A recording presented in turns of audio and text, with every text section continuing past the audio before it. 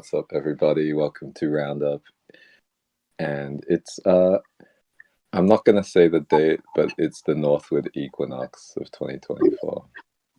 And obviously, like, that's spring in the northern hemisphere. Maybe not obviously. I don't want to make you feel like you're stupid if you didn't know that was the case.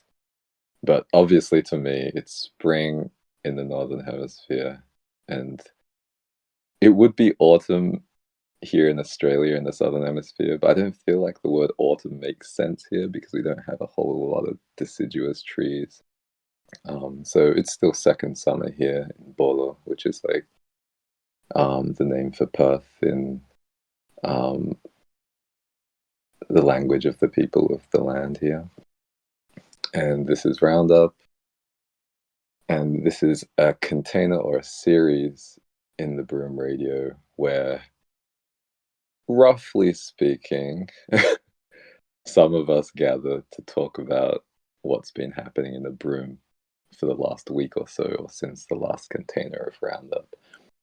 And I would say that originally this container was created to create a way of summarizing what had been happening in the Broom for people who had trouble keeping up with like the floods of texts and conversation which happen on a pretty much daily basis in the Broom. But it tends to take like a different form every week. And so far this week, for the last 33 minutes, I would say we've sort of been circling the discussion of like, what do people use the internet for? And what do people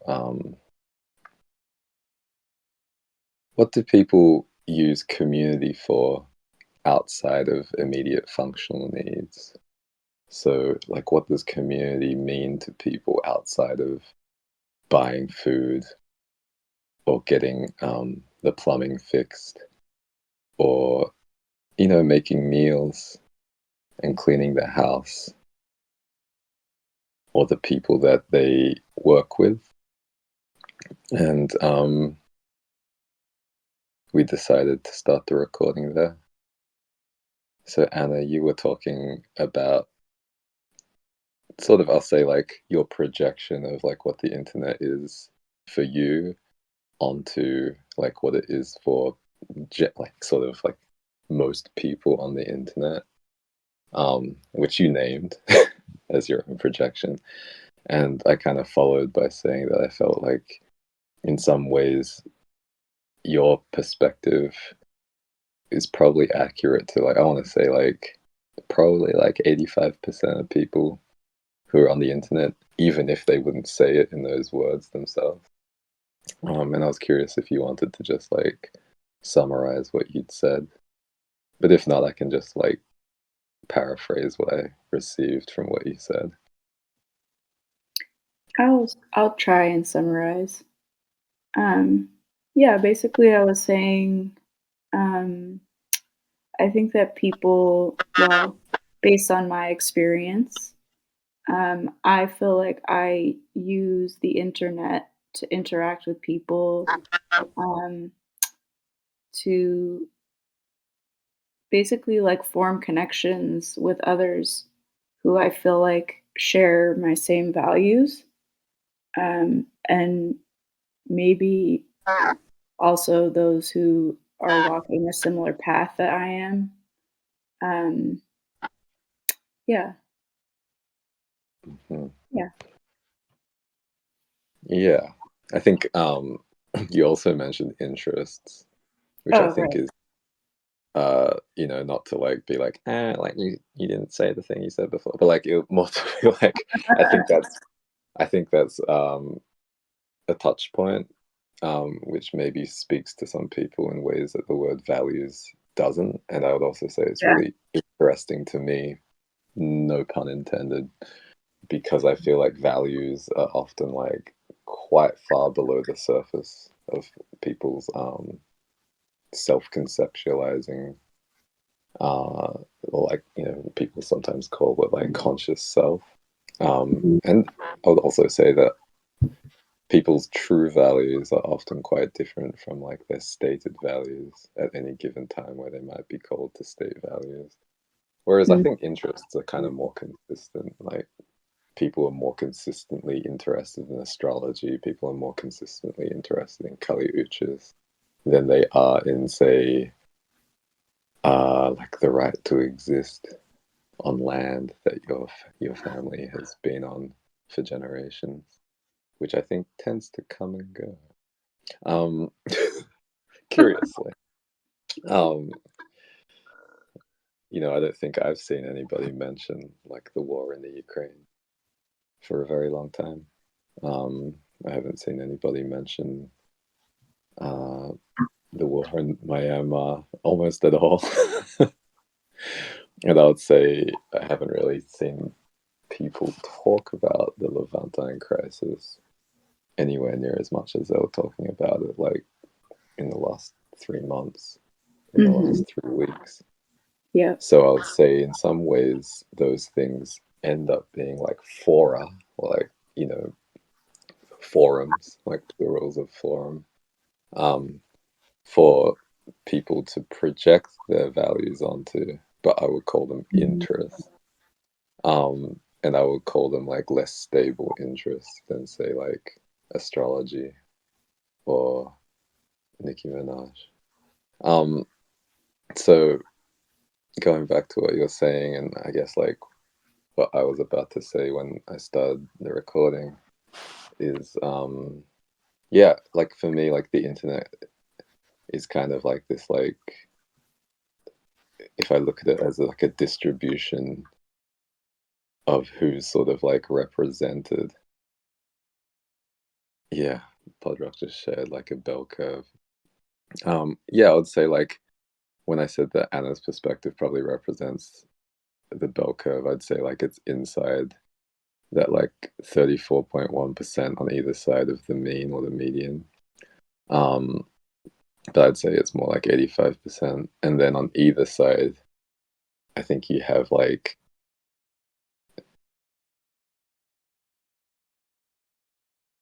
people posting long form considered takes or news agencies on one side. And then on the other side, I think you just have people like sharing what they're reading or just like blurting out things about their lives. Um, and part of why I wanted to talk about it is because I feel like even though like somebody with Anna's perspective may not show up a lot, in terms of like what people get recommended in their feeds, I feel like it is kind of like more of a normative perspective for why people are on the internet, even if like that content doesn't end up like showing up for a lot of people. Um, Whereas I feel like for most people, if like they kind of tune into how the internet looks in their mind's eye, it's sort of like heavily weighted towards like, people posting long form opinions, whether they're like individuals or news agencies. And then there's just like a bunch of people just like forwarding stuff that they got from like their WhatsApp group chat, which they use to talk with the people they go to like evangelical church with. And I'm definitely projecting here, but I'm kind of curious like what that does for y'all. Like does that feel accurate, or do you have a different like mental image of what the internet looks like? Adam says feels accurate to me. Yeah, definitely feels accurate to my experience. And going to the internet, really, just like I said in the chat, to see and hear interesting things and have interesting conversations about those shared interests. And like you said, those interests, they go, they move, they travel, they change. Mm-hmm. I feel like my higher heart's going in at least three different directions now. But I'm going to try and keep it fairly linear since Craig is here. Um, Craig is like the bot that we use for recording conversations. Um, I see Hoda's typing something. She says, feels aligned to how I feel like the internet and shared interests can co-create a consensus reality. I feel like Hoda often says things which are much more like optimistic than the way the things that I say sound to me. Um, um, holding space. I I would agree too, and it's a different flavor of optimism. I would say don't forget about escapism. I think I see this. I feel like I see this very. It's very common. I may be wrong. It may just be in my local field here, but a lot of people will get on the internet to kind of escape their um,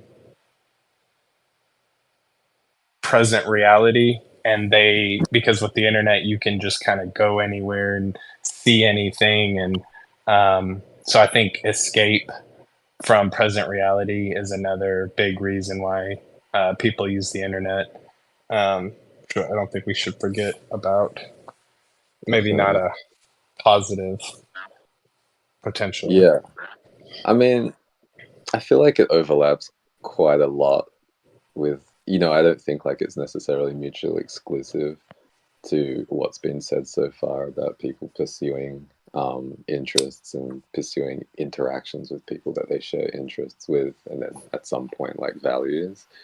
But I would say that like that, I want to say like anima or animus or anima at ends up, I'll say like being extruded into the form of like escapism, and also extruded into a form of like interests. And eventually I feel like sometimes it lands, I'll say like on the ocean floor of like values at some point. Often when I feel like people need to, I'll say, post rationalize why they're having a disagreement with somebody, which is like, they'll say it's like, well, like I believe this and the other person believes that. But I feel like before they get there, there's a lot of like potential going on. Adam says sometimes the interest is the deeper escape. I feel like that's definitely true for you, and that doesn't mean it's not true for other people. I'm just kind of keying into like the Pisces dominance, and also some things I saw you posting on X recently about relationships to interpersonal planets or transpersonal planets, I believe is how people talk about it.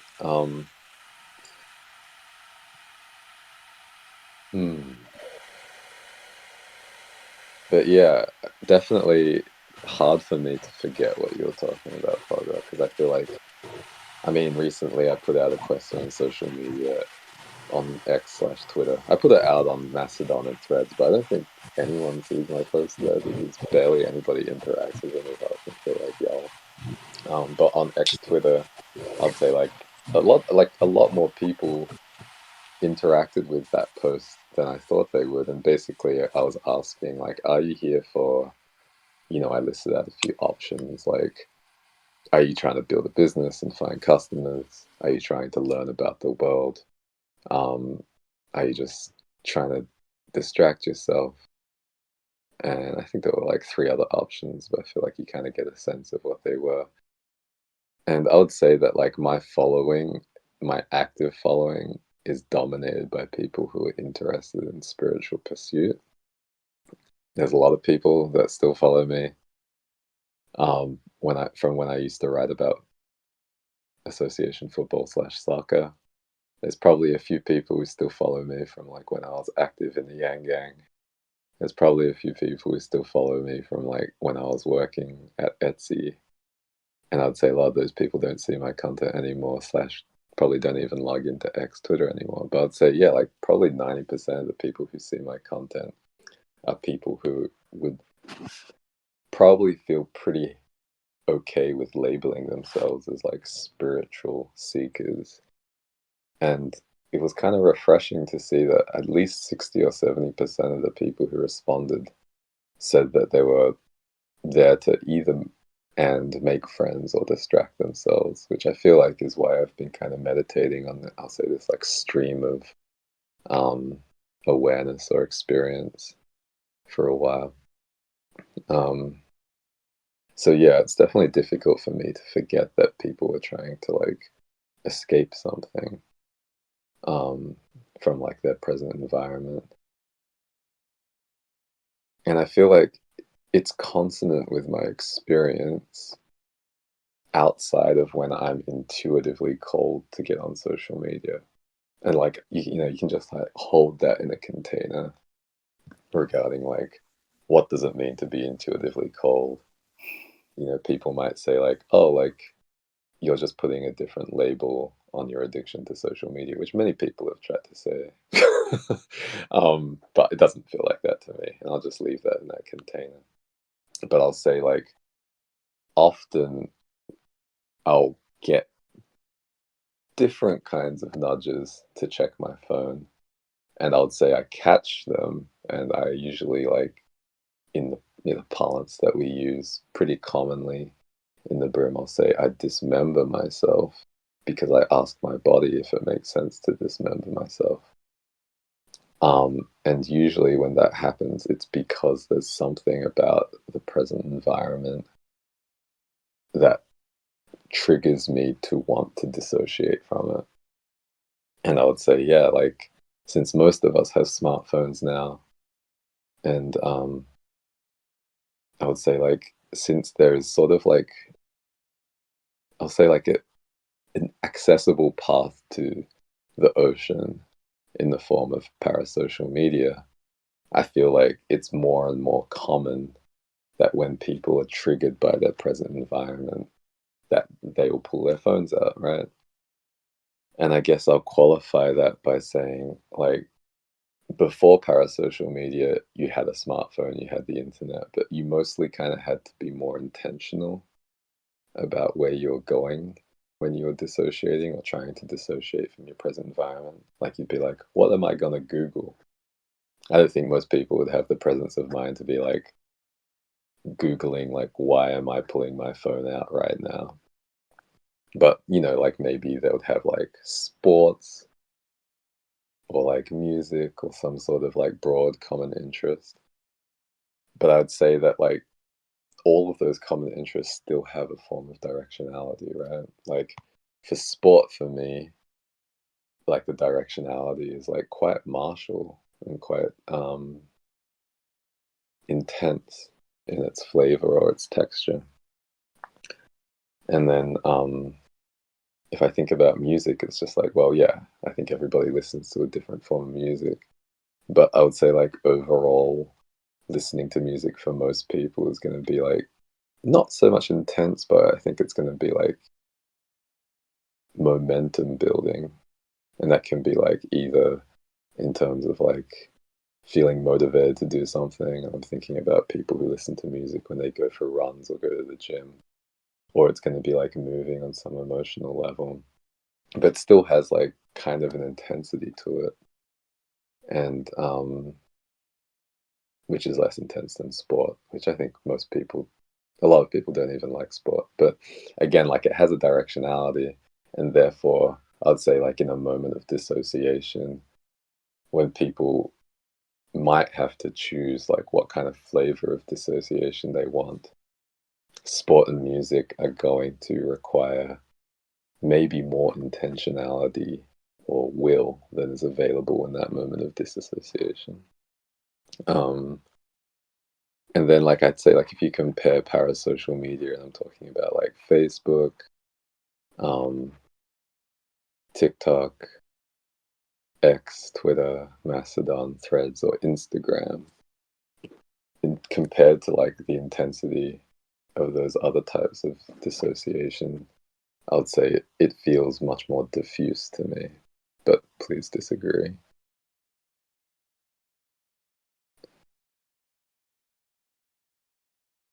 I noticed that Anna says that she'd like to add a perspective about escapism, but then 2 minutes later, she was like, be right back. And I was still talking. So that's kind of like ironic / a moment of zen for me. um, Perhaps Anna was escaping my monologue.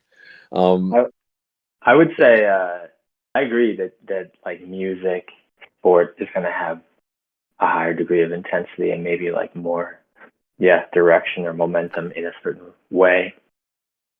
I think, yeah, the other flavors might be more diffuse, but I think it really just depends on that interest. Like, if people have one of those interests, like, people say like special interest in like the neurodivergent kind of umbrella language, right? But just beyond that, like, when people have their thing, that's like their thing for that moment in time. I mean, some of that intensity is not very diffuse. It is extremely concentrated, and I think that's a lot. That's really present in social media for sure. At least at my little corners of it. Do you feel like the demands on their involvement are as high for those types of things? I mean, I feel like with listening to music, it's kind of like you kind of have to put headphones on, or you're going to block out what people are saying to you. So it already feels kind of more intense in that way for me. Whereas I feel like even some of the intense interests that people can kind of engage in, which I think that you're referring to, like, it's just text which you can scroll, right? Yeah. And like you don't even have to reply, which I would say like takes another form of intensity, and also like a form of focus which takes you away from your present environment, where it's often like not acceptable to take your attention away. So I feel like there's a way of like interacting even with those like, say, quote, intense interests, unquote, which feels more diffuse. And I'm kind of like getting nudged back to like the question I'd asked at the beginning, which is like, why are people on the internet / why are people interacting with people that don't meet immediate functional needs for them? But I'm just going to like touch that question or touch that container again in case it was getting a little diffuse for people. I mean, I feel like what came up for me was we've talked about this before. I don't know if we've talked about it on the podcast, but we've talked about it in Containers in the Broom before, but like Maslow's hierarchy of needs. And that's what came up for me what comes up for me when I hear you asking a question of like, what do people use the internet for if they have the things that they need in front of them, or like, well, nobody's getting food on the internet. Like, well, actually that's not true. You have like DoorDash, so like, but but like, you know what I mean? It's like, Yeah. in terms of like community and like social interaction, like, yeah, like I think like what came up for me was like what the things that you were sort of alluding to were like representing those sort of like physiological needs, you know, on Maslow's hierarchy of needs. And I feel like we've talked about how and I have this perspective about that hierarchy of needs that I don't personally think it's accurate. Like, I think it's more complicated than just like it, you get one need met and then you go up the pyramid. I think that there's a way where like all of those needs are like interconnected and they each need each other. So it's like, yeah, well, I can like feed myself and like get my plumbing done, but like, maybe there are some needs on that pyramid that are more easily what is the word? That like the internet could help me fulfill more easily. And so I feel like, I don't know, I felt like this sort of like, oh, people are using the internet for escapism. And I think that's true, but I also think there's a really valid way where like people are trying to get their needs met.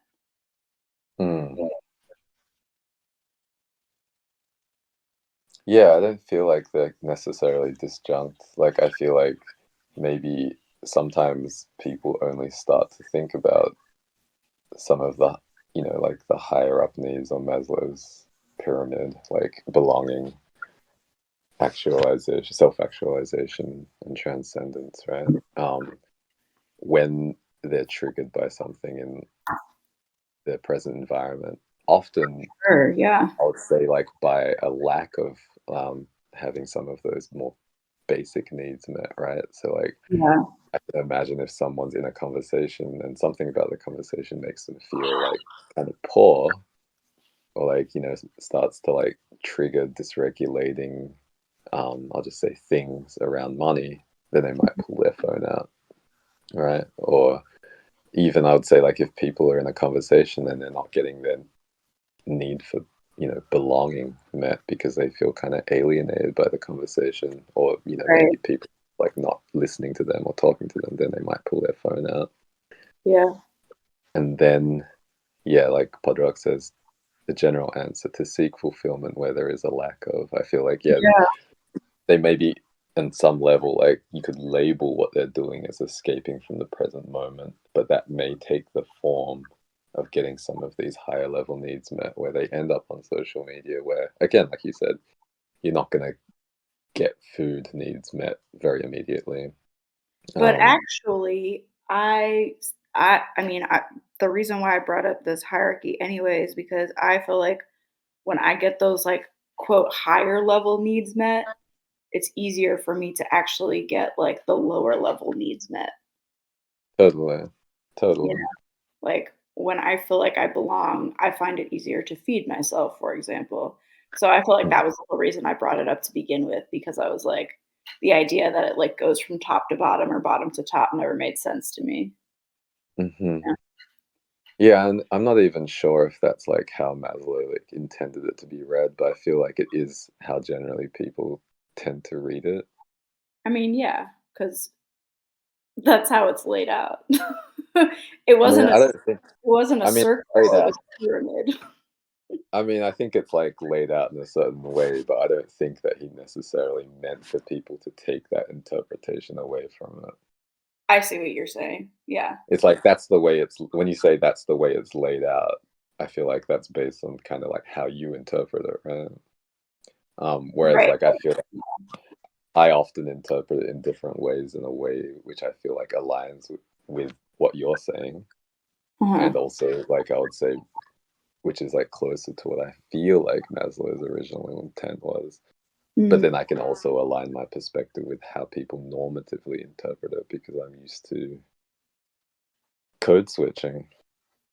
Um, but yeah, you know, maybe I would say like if Maslow was talking to you about it, he may get a sense that you might read it a certain way, and then choose to lay it out fairly differently. Yeah. And then if he was talking to somebody else, he may choose to lay it out somewhat differently. But because he was publishing one thing, and then he was marketing that thing that he published, you could say like a lot of awareness accumulated around a particular depiction of what he was saying. Right. And it may not have even been accurate to what he wanted people to take away from it, but I would say like in some ways a bunch of momentum accumulated around it. But yeah, I guess like what I felt myself being moved to do was sort of bridge what Podrock was saying about escapism and what you were saying, which is that like yeah, the internet, because of like the diffuseness of that well of awareness, I'll call it, I think is like a really easy place for people to go. And again, I'd say like parasocial media is an easier place for people to go than say like sports media or news media or music media because it doesn't require so much of one's focused awareness. And then when one gets there, it's hard to meet like those really basic needs, but it is slightly easier to meet like needs around self-actualization and belonging perhaps and transcendence. And then sometimes having those needs met can make it easier to get like basic needs met. Um, like I feel like maybe like when Podrock used the word escapism, it might have landed in a way which like was interpreted as like this is a negative thing. But I feel like that's not necessarily how I saw it. I kind of saw it as like literally you're like eating out of your present environment, which is also not a bad thing, right? And like to take Podrock's like second, I'd say like articulation of what he was saying, which is like to seek fulfillment where there is lack of. It's like, well, I feel like it's possible to see how escapism overlaps with that. But of course, like escapism, I feel like is charged particularly in spiritual communities, or I'll say like in disciplinarian contexts as being a bad thing. Whereas I would say like if there's a lack of fulfillment somewhere, then it makes total sense to seek it somewhere else. And if it's like impolite for you to like leave where you are or impractical, um, then the internet feels like somewhat less impolite in most containers, especially if other people have their awareness bound up with other people so that it's not considered rude. And I feel like there's like a really clear like meeting point there where it's like if other people are not paying attention to you, then you can pick up your phone. If other people are not paying attention to you, then you may feel like you don't belong. And then it's like, boom, I have a phone and it has lots of things on it which allow me to bring my awareness into places where it doesn't have to be like intentionally focused from the get go. And I can kind of like find, things which are like either enduring interests or transient, intense interests like the Levantine crisis. Um, and I can kind of find people that, through seeing like how they interact with these, like, I'll say like egregores or interests, I can maybe get to the point where I feel like I have shared values with them based on how they interact with those interest topics.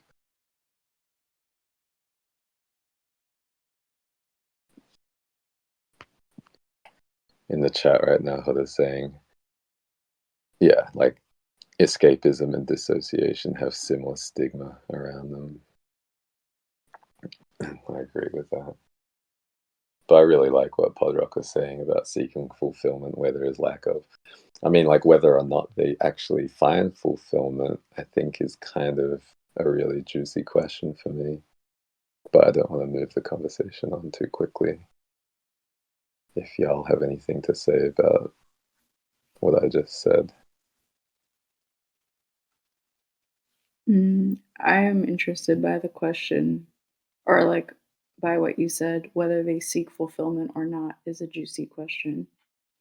I mean, like whether they find the fulfillment that they Yeah, seek. yeah, yeah. Sorry. Yeah, that's what I I would meant. even say like I would even say that, like, going back to what I was talking about just quickly, it's like I don't think that people even know that they're seeking fulfillment.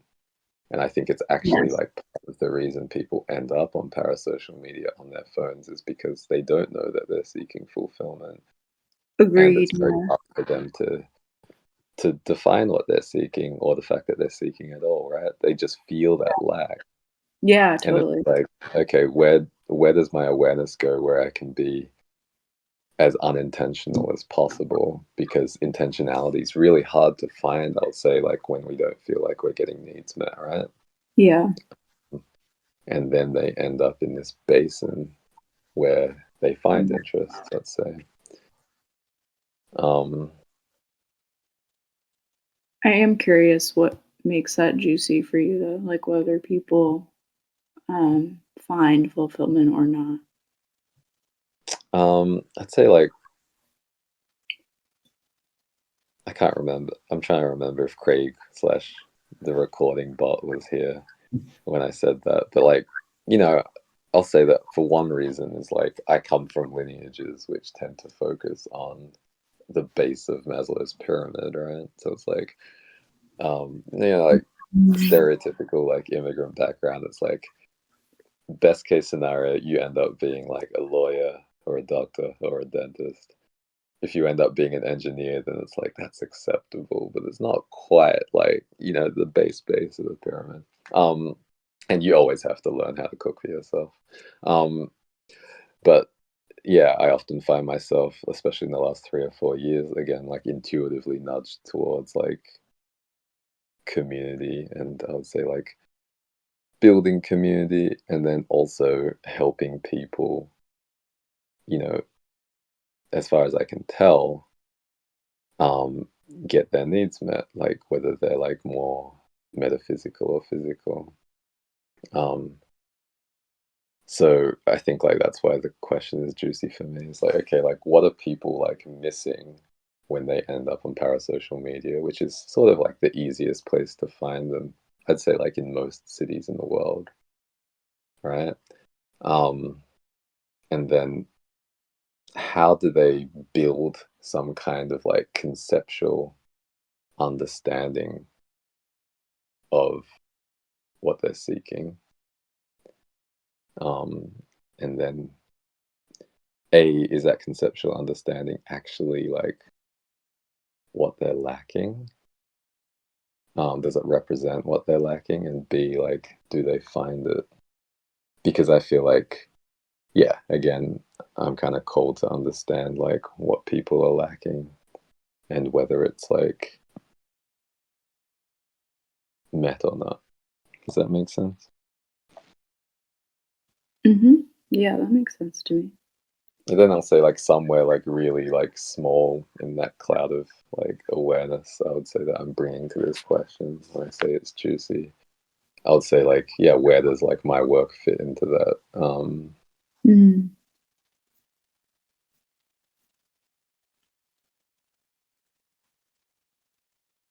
I'm kind of curious what's going on in Adam's dome piece right now because I feel like he's pretty tapped into this like I want to say like channel relating to people having like interests that they're really kind of like piqued by.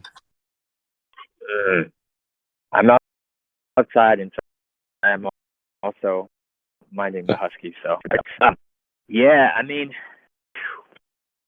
it's an interesting question. This laxing, it's kind of hard for me to like tap into it. For like me personally, it's more like almost an outweighing of interest, where the interest might just be greater what is happening on parasocial media at that moment than what is in front of me on my desk, or I don't know, wherever I might be, right? Mm-hmm. And yeah, the interesting, like that's the thing with these interests, and just how these places like parasocial media and internet like make it possible to just like coalesce energy around these very niche things that like you would never come across people that were that into that ridiculous thing. And so it becomes a a huge thing. And again, like I'm on there for things that I think are more lasting. I'm like right now I'm really in Vedic astrology Twitter, right? Mm-hmm. Some version of the Vedic astrology gossip train has been going on for thousands of years, but now it's coalescing in a very specific way on this social media app, and I'm like just not really I'm in a space that's in English, so that's a one that's filtering down, right? There's all these different filters, but Mm. it's this ability to like, I think someone said reservoir, but that's what the word's coming to me now, like this reservoir of like interest and things about this. And unfortunately, like for me in the past too, it's like the opinion thing. Like when I was really in that political, like I was interested, like politics and geopolitics, and especially Mm. domestic politics in the U.S. were so fascinating to me. That's why I got on Twitter in the beginning, because Mm-hmm. the conversation was just endless and nonstop on these super niche like things at the moment, which is how dangerous that is, because you get into these like whips up emotional conversations about like what someone said on Rachel Maddow's show. Like, what? It happened in a blink of an eye for a second, and yet there's like, a discourse about it for an entire day. And so I was kind of in that world for a little bit, and it's crazy the energy, I think, around these very niche, very passing things. Mm-hmm. Yeah, it's really interesting to me. I'm just like holding space for a second.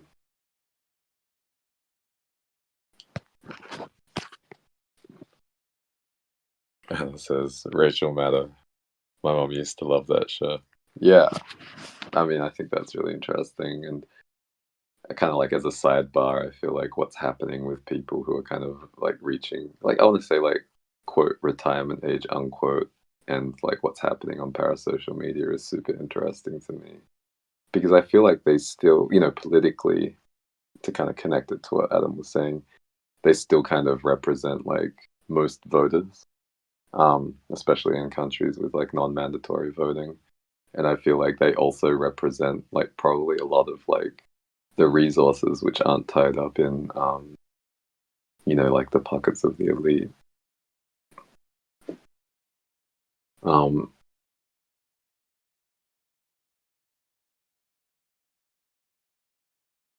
yeah, I feel like what's kind of coming up for me now, based on what you were saying, Adam, is like just like going back to what I was saying about like what are people seeking, either subconsciously or unconsciously or consciously, and like how does it relate to what they're lacking, and do they actually get what they lack? I feel like the dynamic I was tuning into based on what you were saying is like how, yeah, like people start to give their awareness to something, and then more people give their awareness to it, and then it sort of creates this like gravitational attractor where I think, yeah, like even if you're not necessarily like interested in like metaphysics, you'd probably find some way to justify that, like you pick up on material artifacts of people putting their awareness into these things, whether it's like you overhear conversations or you hear something on the radio, or you have a real conversation about this thing, and then you have some thoughts about it afterwards, which leads you into like that reservoir of awareness where you can read up more about it, you can maybe even reply and talk about it. And yeah, I'd say that there's a way in which awareness gets drained from like your present environment into that discourse. And then I would say, like, especially for political or geopolitical stuff, it doesn't really, like, where does it go in a way which is like materially represented, right? I think like some people may become activists, or they may like sign up to table for like the Democrats or the Republicans if they're in the US. Or if they're really weird like me, they may end up like tabling for like a third party candidate like Andrew Yang, uh, or a fringe Democrat like Dennis Kucinich in 2008. Um, but like, yeah, where does it go? And I think like to bring it back to what Anna was saying, like to what extent does it sort of like color in the different levels of that pyramid? Adam says, I used to love Dennis. Yeah, I'd say I used to love him too. I don't know if I was a vegan back then. So I think that was a big part of like, my interest in Dennis Kucinich. And then, he wanted to create a Department of Peace. And I think a lot of his interests were like in line with the interests of somebody who becomes sort of like a altruistic vegan and not like a skinny bitch in the kitchen vegan. But yeah, I would say like for the people who end up doing things in real life, like in their physical, in the same location that their body is in, and not in a data center in like, I don't know where data centers are nowadays.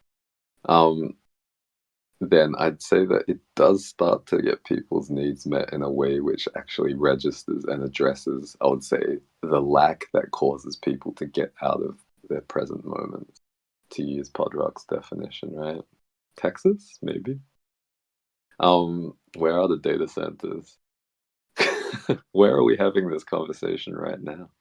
Um,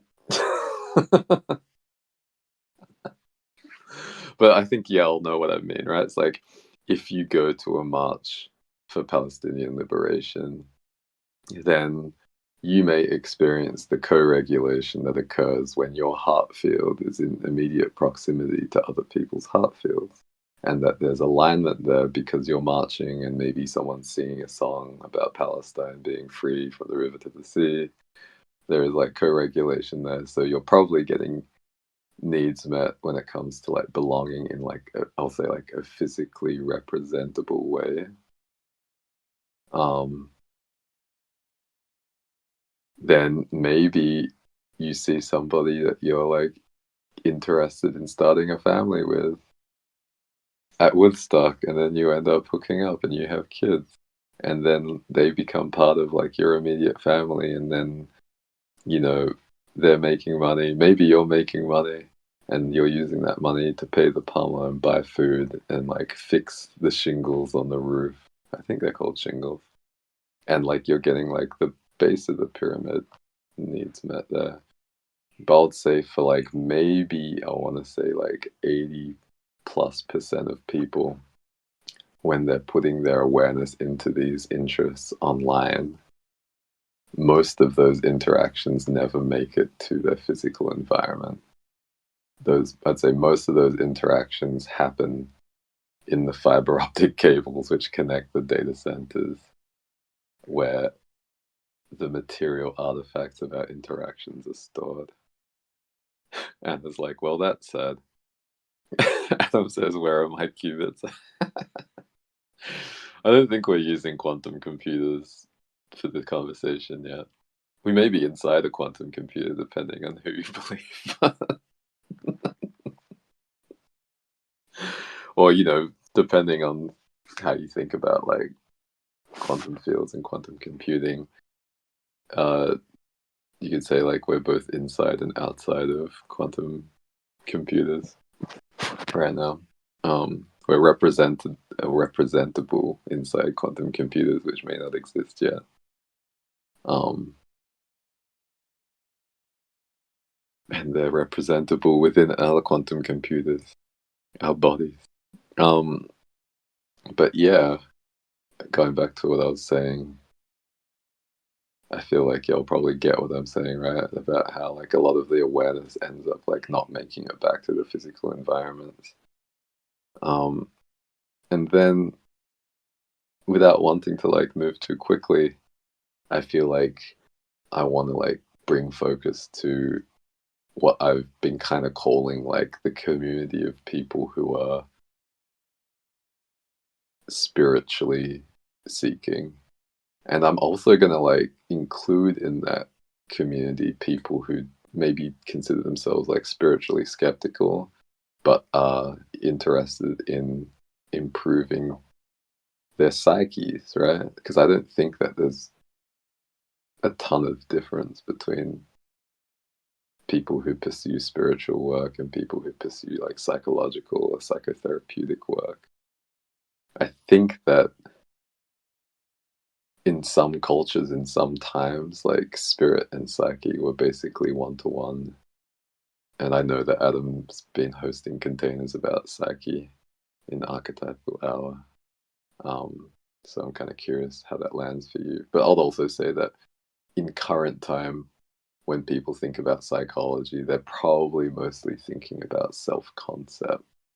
And I'd say like maybe like 3 times as many people who call themselves spiritual seekers probably think of psyche or spirit in a way that encapsulates more than the self-concept. But the reason I wanted to bring awareness to like that part of the field of this conversation is because I feel like, yeah, going back to this question of like, what are people lacking such that they get on parasocial media on their phones or on their computers? And do they actually get that lack fulfilled? And how is that more or less true for people who find themselves in either spiritual or psychotherapeutic contexts on the internet?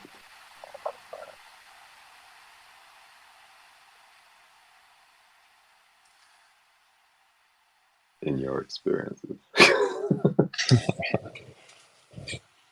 I feel like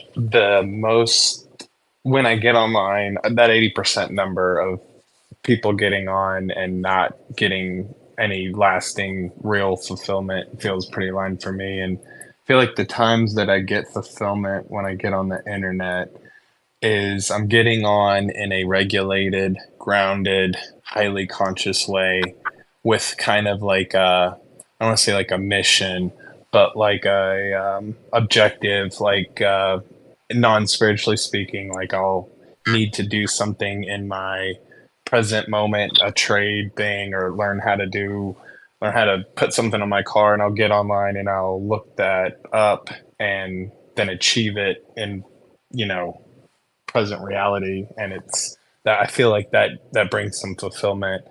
Mm. Spiritually, spiritually is definitely where I've got the most fulfillment from the internet, is spiritual gnosis and refinement. That's been like the most fulfilling. I can't say that political discussions or things of that nature have ever brought me any fulfillment online, though I would definitely not say it's impossible. It just hasn't for me personally. I'll be surprised if any of my friends that I see get online that talk politics have received any as well from that. But yeah. Mm-hmm.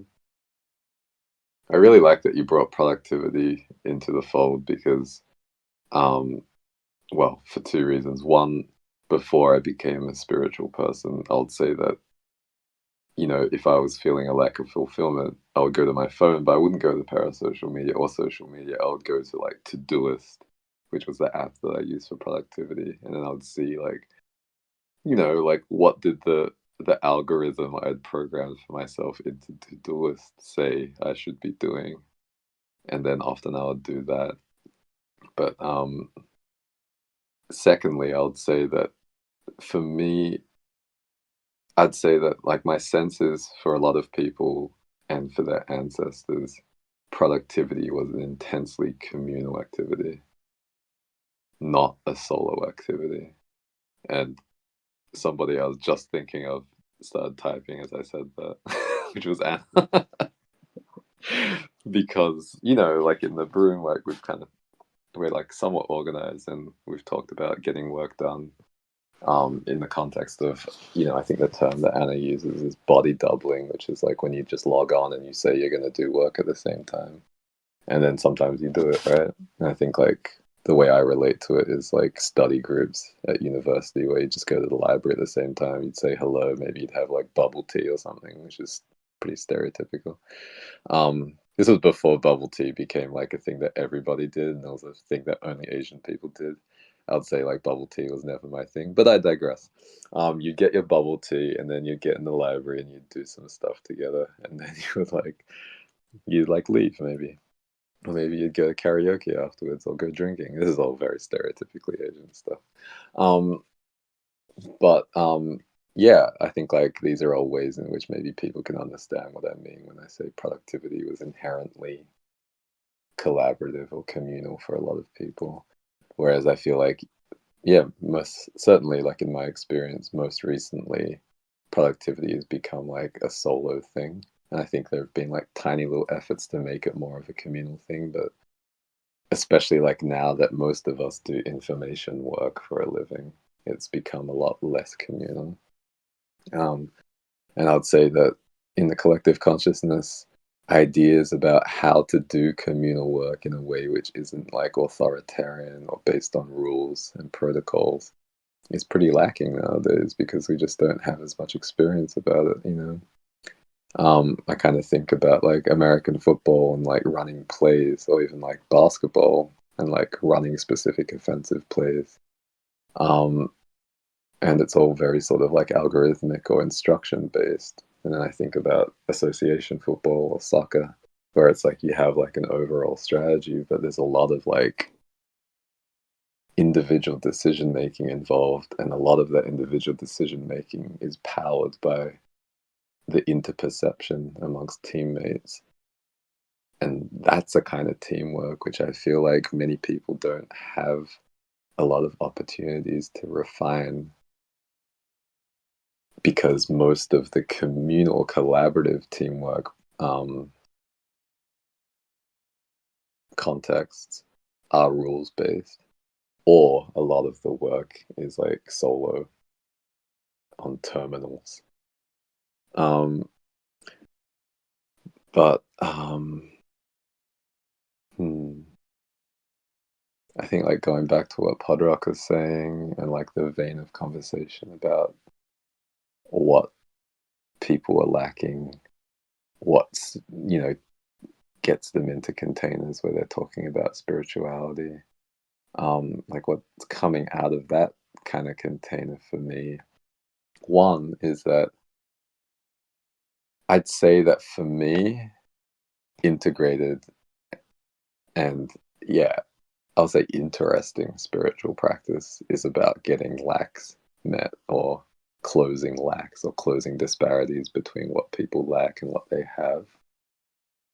And I feel like that explains a lot to me, the dynamics I see in the people I work with and in the communities I work with, where, of course, like, if you're getting like these things that you are lacking, if they're being fulfilled, and the lack of those things was driving you to parasocial media in the first place, then if the work that you're doing when you get to parasocial media and you find spiritual practitioners, um, or, spiritual teachings, if those spiritual teachings or those praxis helps you to meet those lacks, then you're probably not going to end up on parasocial media again, which I think sort of speaks to like an incentivization dynamic, which explains why so much of what we see spiritually, or so much of what we see on the internet, ends up being non-integrative, right? Because I think like the people who end up experiencing some sort of like integration from it just don't feel like getting on parasocial media as much anymore, which I think is a big part of why parasocial media is like a cesspool.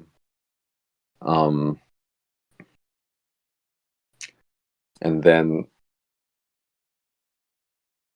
yeah, I guess like what's kind of coming up for me is like this idea of like a mission, which you also mentioned, Podrock, or like spiritual war. And like, what is spiritual war? I think a lot of people use this term in a way which is egregoric, because that's what happens when you put names on things, in my experience. So people like end up kind of falling into like savior complexes.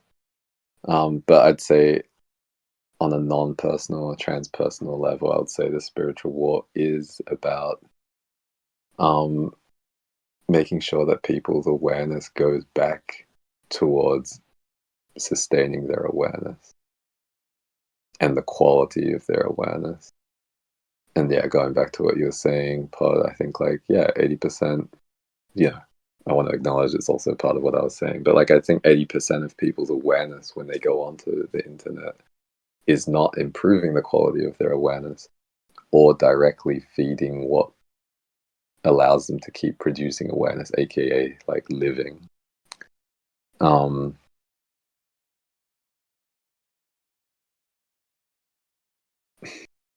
I said like fear mongering, etc. And then,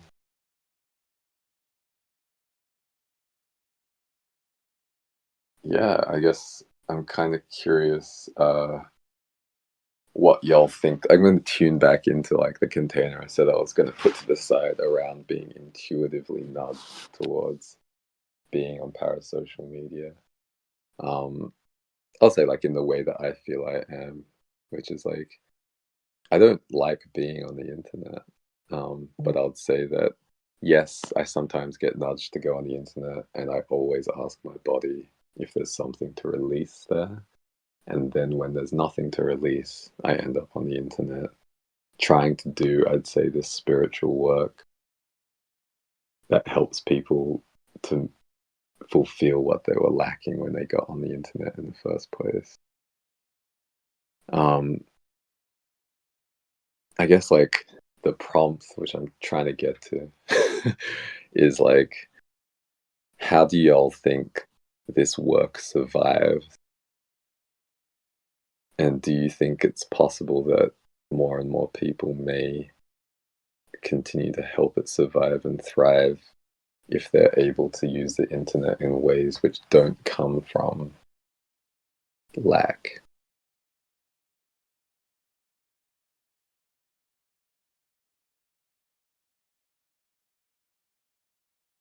Maybe that wasn't a very good prompt because no one's typing and no one's speaking.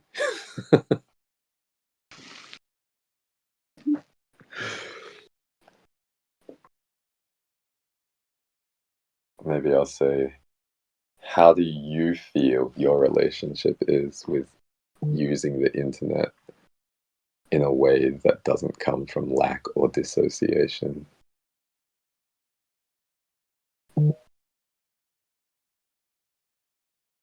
And what do you feel called to do on the internet when you tune into those movements?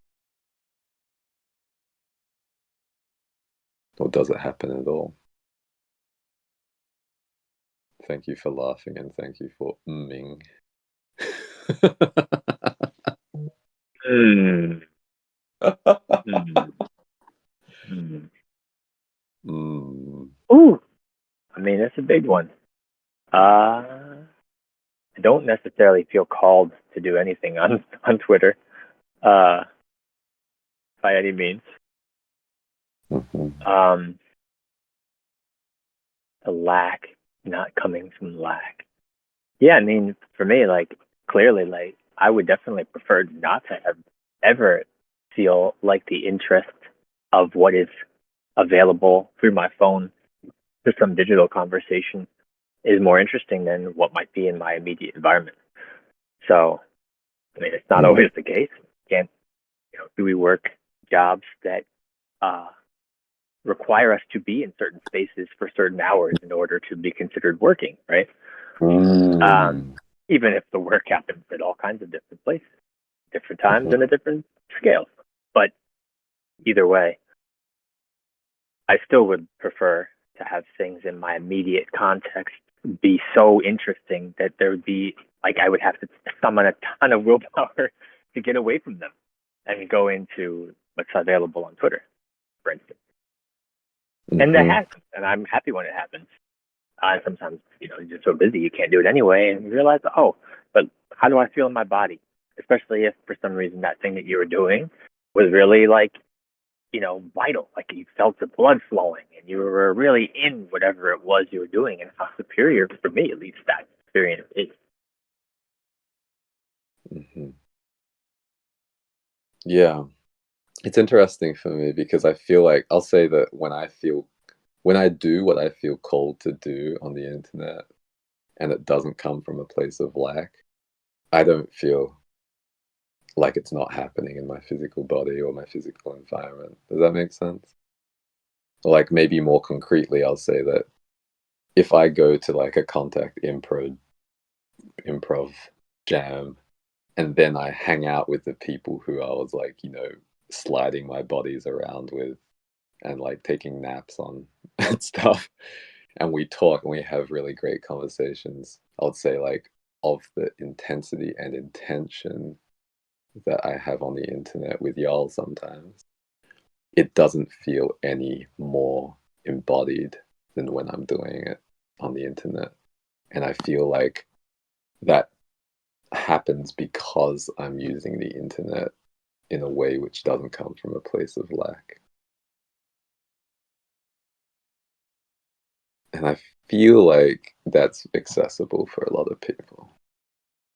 I don't know if people have access to it in current time. And yeah, I'm pretty sure people don't have access to it in current time, like on a metaphysical level. And I would say, yeah, like probably 80% of people aren't doing it, probably a little bit more. Um, but yeah, I guess I'm kind of thinking about like how I used the internet when I was growing up. So like I'm 40 now. So when I first started using the internet, I was like, sneaking on in the early hours to my dial-up connection. But I was mostly using the internet to like meet people in Perth, Australia, and I would actually like go and see movies with them, and like we'd meet up in the middle of our town and stuff like that. Um, I don't think that like all internet interactions have to lead to something like that now, and I would say in some ways they almost have to not. Um, I would say like for the sake of what I call cosmic time, but I do feel like um, a lot of the conversations that people are finding on the internet because they get moved to the internet from a place of lack or perceived lack or whatever, um, will or can help them find teachings and praxis which help them to get to the point where they can use the internet in a way which doesn't come from lack. And then I would say that both, I think people end up like funneling the awareness that they give to the internet into their physical environments in a way which helps them get their needs met. And I also feel like some people will end up using the internet sometimes in ways where they get their needs met in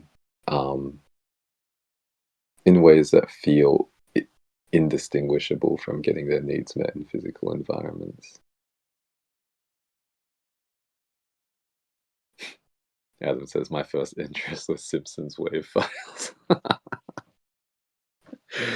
Podrock says, in real life or internet, it's all external, just different channels of phenomena unfolding. If you do it in a high quality way, it can be quite fulfilling regardless of the channel or phenomena. Agree. And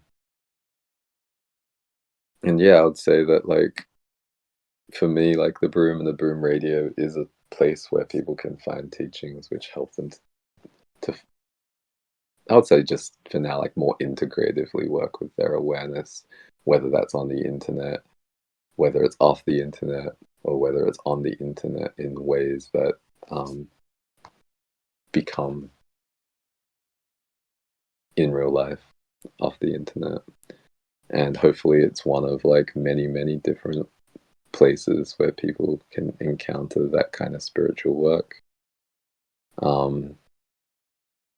And hopefully those places find ways to survive despite the fact that if they're doing that work, will end up directing awareness away from themselves and not just becoming gravitational wells for awareness, aka cults. But I'm going to say I feel complete. I'm open to hold space if anybody else wants to say anything. I'm open to reading out things for people who just had their tonsils out. Adam says, feel good. We're open to reading things for people who can also talk. But thanks, y'all, for joining. Thanks for listening asynchronously. If you listened, you can find links in the description of this episode for how to, get more exposure to the work we're doing in the Broom. Also, maybe like at some point we'll have more information about how to support the Broom, either with your awareness or with your money. But thank you all for listening. I'm gonna let Craig go. And I hope that you spend your awareness wisely. Peace.